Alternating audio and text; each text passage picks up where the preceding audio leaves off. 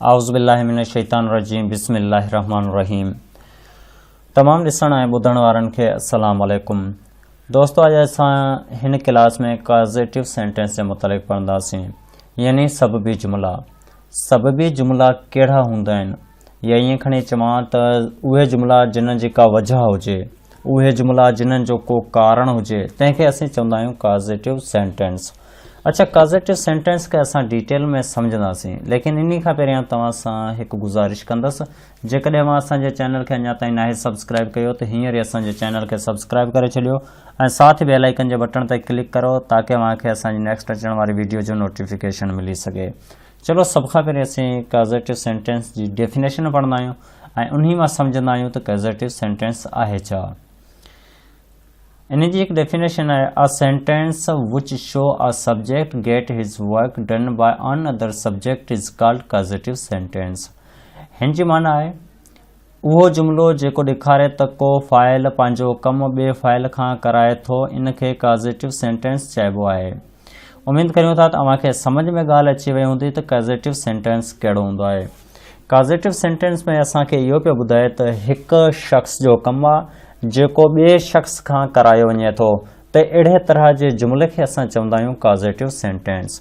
जीअं तव्हां हिते ॾिसो त हिते लिखियलु आहे को फ़ाइल ॿिए फ़ाइल खां कमु कराए, यानी कि जॾहिं को शख़्स आहे उहो पंहिंजो कमु ॿिए खां कराए पियो, तॾहिं इन खे असीं चवंदासीं सबबी जुमिला, यानी कि हुन जे कम जो सबबु। अच्छा, हिते असीं मिसाल करियूं था ऐं इन में सम्झूं था। हिते हिन शख़्स खे असां चवंदासीं ए सब्जेक्ट, ठीकु आहे, यानी कि ही थी वियो, हिकु थी वियो, ठीकु आहे। इन खां अलावा हिन शख़्स खे असां चवंदासीं बी सब्जेक्ट, हीअ असांजो आहे बी सब्जेक्ट, हीअ असांजो नंबर हिकु आहे ऐं हिन खे असां चवंदासीं नंबर 2, ठीकु आहे। यानी कि सबबी जुमिले में असांखे इहो ॿुधाए पियो त हिकु शख़्स पंहिंजो कमु ॿिए शख़्स खां कराए थो, इन खे असीं चवंदा आहियूं सबबी जुमिला। यानी कि हिते ही जेको शख़्स आहे नंबर ए पंहिंजो कमु कराए पियो नंबर बी खां, पंहिंजो कमु कंहिंखां कराए पियो नंबर बी खां, त अहिड़नि जुमिलनि खे असीं चवंदा आहियूं सबबी जुमिला। चलो, हिननि खे असीं डिटेल सां वधीक क्लियर कंदा आहियूं मिसालनि जी मदद सां।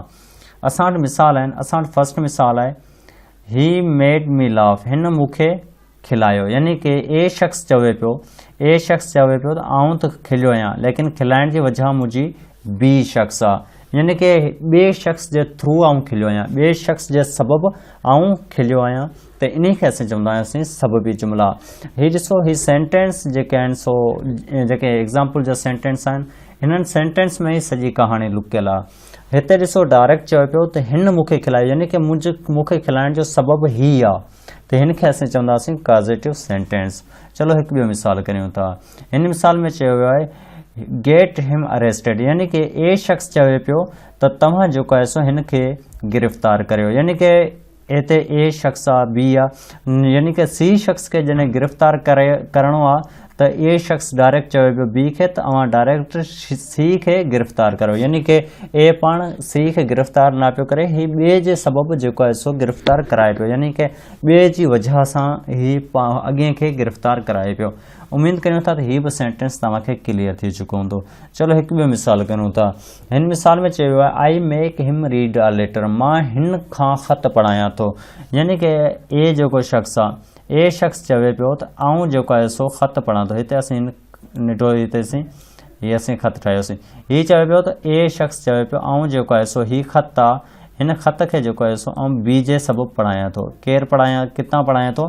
बी जे सबबु पढ़ायां थो, यानी कि मूंखे ख़त पढ़णो आहे, लेकिन मुंहिंजो सबबु इहो आहे त हीअ जेको आहे सो ॿिए खां पढ़ायां थो।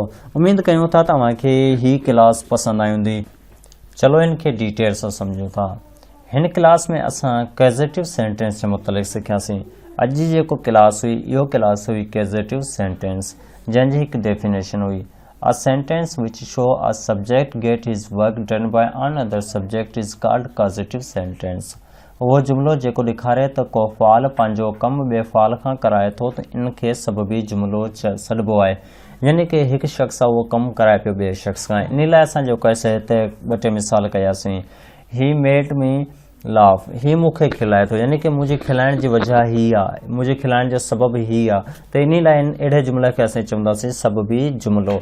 इन खां अलावा हिकु ॿियो सेंटेंस कयोसीं गेट हिम अरेस्ट, हिन खे गिरफ़्तार करियो, यानी कि गिरफ़्तार करिणो आहे हिन खे, त हिन खे गिरफ़्तार करिणो मुंहिंजो इहो असांखे हिन खे गिरफ़्तार करणु इहो असांजो सबबु आहे। त आउं ॿिए खे चवां पियो त हिन खे गिरफ़्तार करियो, त ॿियो जेको हिन खे गिरफ़्तार कंदो त इहो मुंहिंजो सबबु हूंदो, त आउं कोन गिरफ़्तार कयो, अॻियां शख़्स जेको आहे सो हिन खे गिरफ़्तार कयो आहे। उमेद करियूं था त तव्हांखे डिटेल में सम्झ अची वियो हूंदो त सबबी जुमिला कहिड़ा हूंदा आहिनि। जेकॾहिं तव्हांखे सम्झ न आयो हुजे त असांखे कमेंट करे पुछा करे सघो था। इनशाला असां हाणे हिकु ॿी क्लास में मिलंदासीं, तेसिताईं अल्लाह हाफ़िज़। सिंध जिए सिंध बारा जियन सिंधी टोपी अजरत बारा जियन इहा सिंध नदी रीता सिक भरी प्रीता रची नची यारो अंत हिकड़ो ई नारो नारो नारो।